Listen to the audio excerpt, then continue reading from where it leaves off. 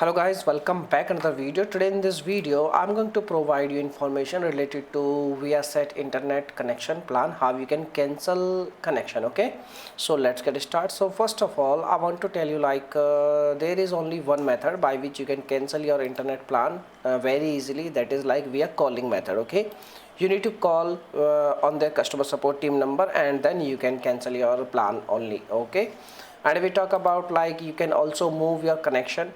So both methods are same. You just need to call on this number, the number you can see on your screen. This is the number. You need to dial this number, and once you get connected you need to tell them if you wish to move your connection. Then you can also tell them like you want to move your connection. They will ask you new location and then they will confirm your connection.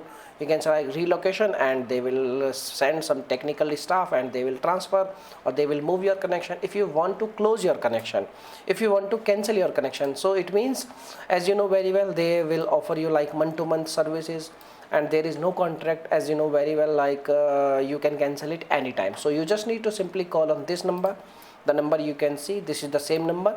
You can call on this number, and once you get connected you need to tell them that you wish to cancel your connection and they will cancel your connection. But make sure when you cancel your connection you need to you need to ask proof of cancellation. Okay, and if we talk about like in written form, or you can say like in any form, you need to proof of cancellation. Okay, and if we talk about like problems, if you are facing any issue related to contact information and all, then you can also call on this number, the number you can see on your screen. This is the number. You can also call on this number. This is the same number.